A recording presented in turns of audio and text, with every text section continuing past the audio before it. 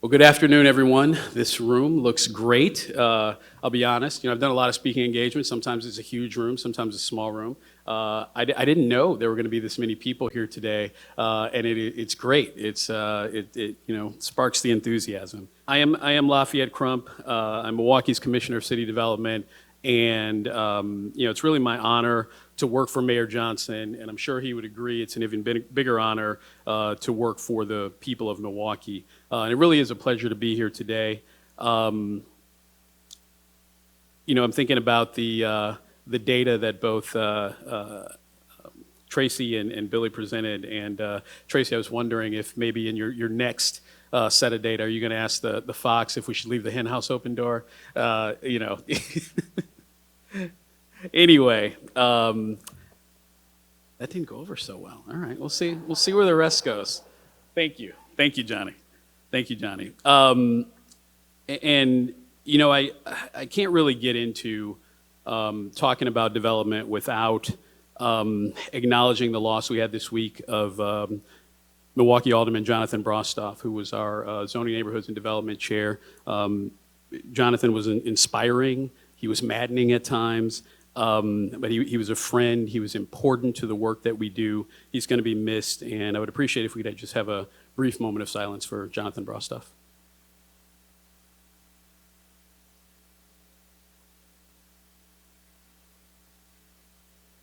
Thank you. All right. So I want to get into this. I want to start, of course, by thanking BizTimes for bringing us together. Again, Tracy and Billy for the interesting information. A lot of really good food for thought there. And I also want to thank my staff at the Department of City Development over here. Many of the team members are here today, and many of them, like me, were at the election on Tuesday. Many of whom stayed even later than I did. This is a team that really has a tireless commitment to public service. They're smart, they're thoughtful, and they work their butts off, and we're lucky to have them. Can I have a hand for the Department of City Development?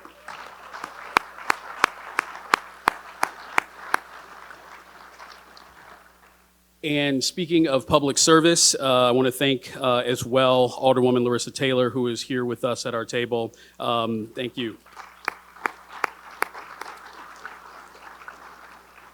Yeah, she is a fantastic partner, and she's been an important addition to Milwaukee's Common Council, and it's going to be a key part of what we're all here to talk about a little bit later today, this Developers Fantasy Camp and the chance to dream big about what can be at a really important area in our city. Now, I recently had the opportunity to view Northridge from a really interesting vantage point up in an aerial photography plane. I want to thank CoStar and Newland for pulling that together, but it really put into perspective, literally, the opportunity that we have to do something really special at that site, which is really always what we're looking to do when we RFP city-owned properties, and it's why we carefully consider in advance what we're going to do, where we're going to do it, and when we're going to do it. With that in mind, us always looking to do something special on those city-owned sites, I want to thank one more group, and I want to thank all of the developers here today. I want to thank you whether you work on city-owned parcels. I want to thank you whether you work on fully private-owned, private sector deals. I want to thank you for approaching your projects thoughtfully, and for your overall desire to not just run successful enterprises and build equity for yourselves, your employees, your families, but also to create beautiful and impactful spaces for the people who live, work, play, and learn at your developments in Milwaukee and in the region. So I promise this is the last one. Applaud yourselves, please. So there's been something special gestating in Milwaukee for a while now, and I truly think the development community is a big part of it. It's an industry that recognizes how imagination, design, construction, and utilization of new and renovated spaces can change individual lives and places, as well as the broader community. Developers, and Tracy, you hit on this, right? Developers by their nature are optimists. Your data confirms it. And if I can be plainly honest for a moment, there is both optimism and pessimism in our country because of the election that we had this week. Some folks are very optimistic, some are pessimistic. We cannot deny that. But regardless of how we voted or the outcome we wanted, Milwaukee's real estate community can impact whether these next few years and even the decades that follow continue to be special and broadly impactful for this region. We all want Milwaukee to succeed, and it's important to us in city government that when we look at how this city evolves, that we set the stage for everyone in this community to benefit. Milwaukee succeeding is when everyone has the true chance to succeed. It's why we work so hard to ensure that our time, our energy, and our financial resources are deployed across the city, citywide. It's why our real estate team successfully markets and sells so many properties year after year, recently advancing projects like Michael Adatoro's Bronzeville Tech Hub at 6th and North, which includes 60 apartments and 29,000 square feet of commercial space supported by a tax incremental financing district. Just a few blocks north of that development, we supported the redevelopment of the MLK Library branch, 93 affordable housing units, and nearby the River West Apartments and Food Accelerator, another 90 plus units. And as special as all of those projects are, and they're each special in their own way, they're dwarfed by what's happening at Filer and Stoll. Nearly 600 affordable housing units, the largest affordable housing project in the city. On the commercial side, there's perhaps nothing more emblematic of our commitment to innovation and growth than the really fascinating and beautiful work that Northwestern Mutual is doing with their North Office building. It's going to bring even more employees into downtown. It's going to grow the company's footprint to nearly 6,000 workers over the next 5 years, as well as access or unlock about $10 million in public infrastructure improvements. We've been thoughtful and tactical about using development to ensure broader impacts to the city, not just the built urban space that goes up, but the space that goes out. We're using those dollars on safety, on beautification, and through expiring TIDs on even more affordable housing support. Since Mayor Johnson has taken office, his administration has advanced nearly $60 million to fund his priorities using tax incremental financing.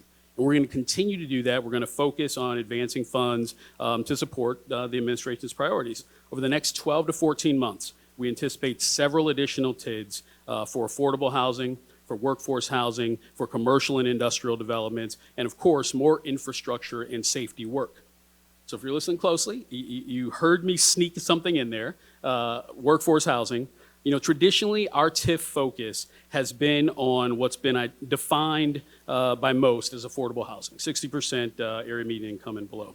Our housing policy, frankly, has been very clear on that, crystal clear that that's what we support, and it's been clear the kinds of things we'll support on the commercial side. We've been watching the market. We've been listening to the development community. We've been evaluating our priorities, and the mayor has directed and authorized us to develop a program to support development of housing for residents making 60 to 100% of the area median income. We've been working with many in this room on defining what that program will look like, and look forward to advancing multiple projects in the near future. We know that more housing will take pressure off broader affordability in the marketplace and ensure that as our population grows, current residents are not priced out of their neighborhoods. That cannot be a part of what we do in broadening the scope of what we'll support. Housing exists on a continuum, and if any part of that continuum is missing, it puts undue pressure on other parts of that continuum and on people's lives. We are excited to move this program forward and excited about this opportunity to stabilize communities and alleviate affordability struggles. And we're also excited about what this can mean for thousands of people living across the city of Milwaukee. So looking forward to that work, looking forward to working with all of you on this and many other things, and looking forward to your questions and ideas about Northridge. Thank you. Thank you, Lafayette. And by the way, everyone, thank you again to BizTimes. My name is Andy Hunt. I'm the director of the Vieth Institute for Real Estate Leadership at Marquette University. Happy to be back again as a partner. thank you to BizTimes, the entire team, for putting on this event again. It feels like every year we're packing the ends and the corners of the room with this event, and I know I was really excited about this. Tracy, thank you as well for all of your optimism, and Billy for all the incredible insights and additional optimism, which I think is great. Should we keep the optimism going? I mean, you did, I think. So we do, but we have a couple questions. There's a few things that we want to dive into here with a little bit of time that we have, Lafayette. Because it's the BizTimes, these are the tough questions that I was given for you. So stay tuned. Let's do it. First of all, let's dive into growing MKE a little bit. All right, so this has been, from my vantage point and those of others I've spoken with, growing MKE seems like a fantastic idea. So it's meant to help increase housing affordability through more flexible zoning options throughout the city. And yet there has been a backlash from those in the city saying we're worried about affordability going down because of this increase in options. We're worried about displacement, gentrification, and things like that. Well, as a city, how do you actually tackle those concerns? What are you saying to the residents? Yeah, thank you for that question. Growing MKE, both the program and the idea in and of itself is a priority for us. We recognize that there are certain forces that are more than likely going to bring more folks to our city, regardless of if we want that to happen or not. Climate change, some of the other things, the costs in other parts of the country. But we also do want to grow this city. We want it to happen, and it's because we think it's good for the folks who are already here. And if I'm candid about it, I think that that's been a little bit lost in our messaging. That some Milwaukee residents have believed, and probably believe that because of what they've seen historically about what government does and what private sector forces may do, is that the changes that we're looking to implement, the growth that we're looking to implement, that they're going to be left out of that, and that as we build more, all that's going to lead to is increases in housing costs and property taxes, and of course, we're working on explaining and showing the data that in fact, when you grow the base, that there's a strong potential that you're going to lower those costs for others, and that while it is certainly something to keep our eye on, that building more in certain communities can certainly lead to the possibility of displacement. There are other efforts that we're making to ensure that that does not happen. I mean, communities are going to change. It's a fact of life over time that some of that is going to occur. But we can be there to make sure that we're not doing that, in an undue way. And we also need to continue to inject optimism into people's lives that if they are only able to afford a certain amount now, and if you're talking about young people, you're talking about people who are still cresting in their lives and in their careers, that there's going to come a time when they can afford more. It's different for folks certainly who are on a fixed income, folks who are done being an active part of the workplace, fully understand that. You're not looking to sell your home, suddenly your property taxes go up X number of percentage. That's not good, for those individuals. But for others, I think they're concerned that there is no economic mobility for them, that they are going to be at one level for the foreseeable future, and there are other efforts that we're making to address that. It's a good segue into, it really comes down to growth. I mean, literally, Growing Milwaukee is the name of this, of the project. That leads us to one of the tools that developers in this room and emerging developers have to be able to impact that growth, and that is going back into the TIF, the TID discussion. Now, I definitely picked up on that you said that we have several additional TIDs that we're looking at, and you did say workforce, affordable housing. Can you give us more detail? Can you break that down a little bit more? What should the developers know to start to expect coming out of the city on this front? Yeah, I think what developers can expect is that we're clear-minded about this, within the administration, within the department, that we look at the data, we look at where housing starts are, we look at the need for more housing in our community, and there's trust and then there's verify. We've looked deeply at some of the data. We've looked at what kind of information developers are getting from their partners, from lenders, from equity investors, and I appreciate the folks who've been willing to share some of that directly with me confidentially about what they're seeing out there in the marketplace. And we will not be sitting idly by and saying, well, we just don't do that. That's not what we've done, and so we're not going to do it. Or that's a problem for the private sector to solve. Now, this is, when it comes to TIF, those who engage in that process know that we also have to, we don't do it by fiat. We are going to need council support to move this forward as well. I know that there are some council members who are, very interested in making this happen as well. But there are some who understandably are concerned about what that does ultimately mean in their neighborhood. And does that mean that when we start assisting projects for workforce housing, say in that 60 to 80 or 80 to 100, what happens to the construction of more affordable housing?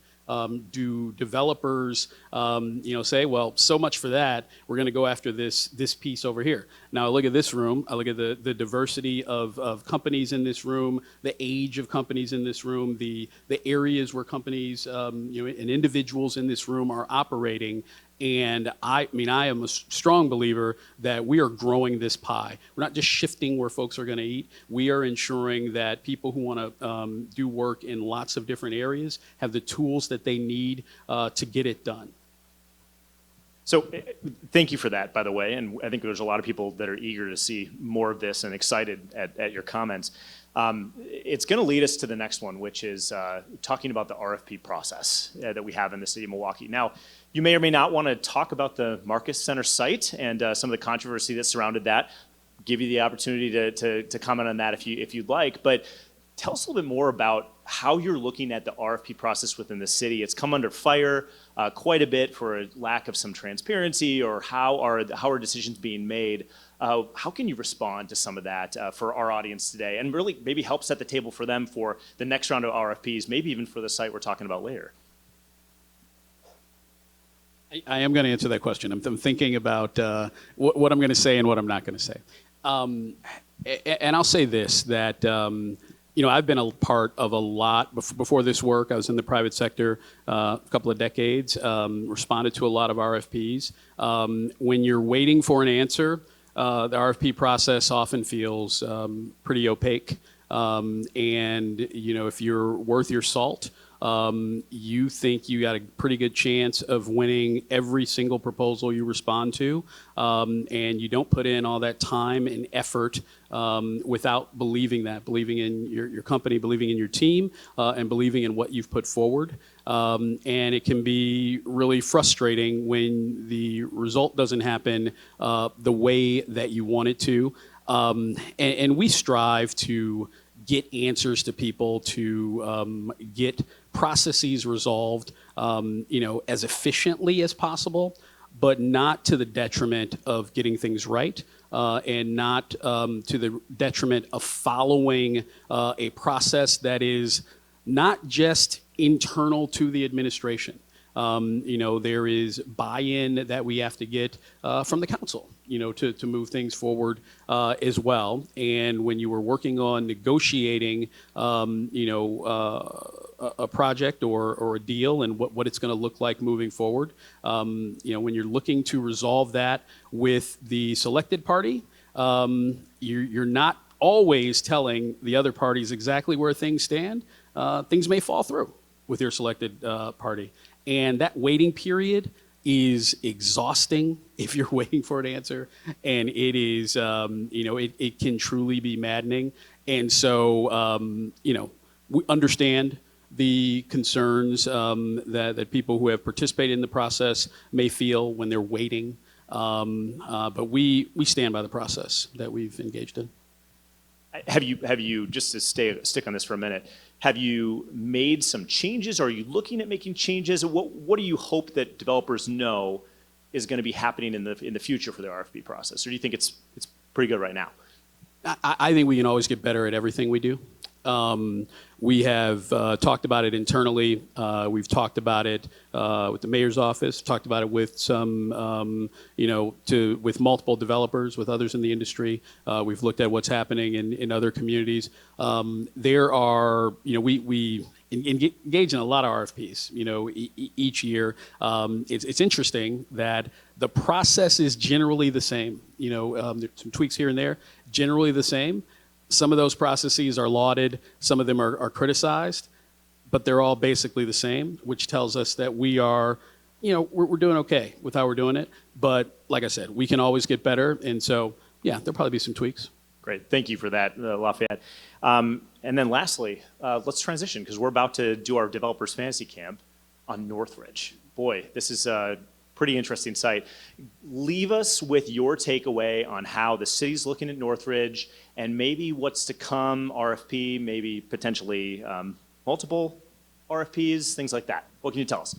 Yeah, well, it is. It's really exciting to have this parcel finally under our control and the opportunity to do something with it, to do something big with it. I mentioned our department earlier. It was a huge effort, by many in the city to get this done. But I do want to shout out Vanessa Coster, our deputy commissioner, who was an incredible part of making sure that we stayed steadfast on this and getting this done and getting it done right. And having this parcel available to us now and recognizing that maybe it's one giant massive thing that addresses lots of the things that we care about, or it could be separate parcels. We could do multiple RFPs. We're going to work very closely with Alderwoman Taylor on imagining what could happen here. I'm really glad she's here today. Again, thank you to BizTimes for doing this and bringing folks together. But nothing is off the table at the moment. I want to be clear about that. Tracy mentioned, potentially housing there. Yes, that's on the table, but we are by no means are we saying this needs to be housing. We want to really use this space well. You talk highest best use, but let's talk about an opportunity to not just do something with that parcel, but to be catalytic for that entire area, which really deserves something special. Any last question? Any timing things you want to talk about today, or? Yeah, well, I'll mention that abatement is ongoing right now. We're already starting to clear the site, getting stuff out of there, finding interesting things, finding bees. If you haven't read that story, go find it. It's a fun story. But at the same time, we're moving forward with the planning process. So we're not going to clear it, let that dust settle, then plan, let that dust settle, then seek responses. We are, as much as all of this can overlap, we're going to do that. So what are we talking? 6 months, 12 months? When might we over under 12 months? When might we? You're not going to let this go. I just the people want to know. The people want to know. In terms of when we'd see actual new construction on site, or when in terms of when you go to the community, you say, all right. Yeah, I wouldn't be surprised to see some of those, requests for information and ideas beyond the kind of thing we're doing here today. I would imagine there's going to be more of this that's going to happen, and we're gathering information at our website. I'll get the website wrong, but I think if you search engage.mke, you'll find it. But we are pulling in information, and I would suspect that sometime next year you'd see something. Awesome, that's great. Please join me in thanking Lafayette Crump, Commissioner DCD.